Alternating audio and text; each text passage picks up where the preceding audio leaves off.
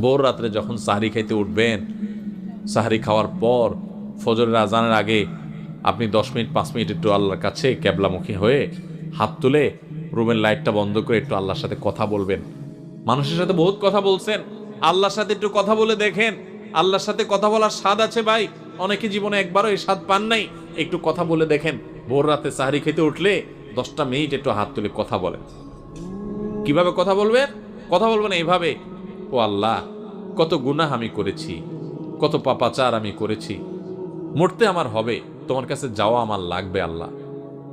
শয়তানের প্ররোচনা করেছি, এই রমজান মাস তুমি কত মানুষকে মাফ করে দাও।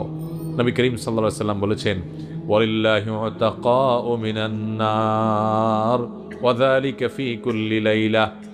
রমজানের প্রত্যেক রাতে আল্লাহ তাআলা অনেক মানুষকে সাধারণ ক্ষমা ঘোষণা করে দেন, যে যাও অমুক অমুক অমুক অমুক, যাও তোমাদের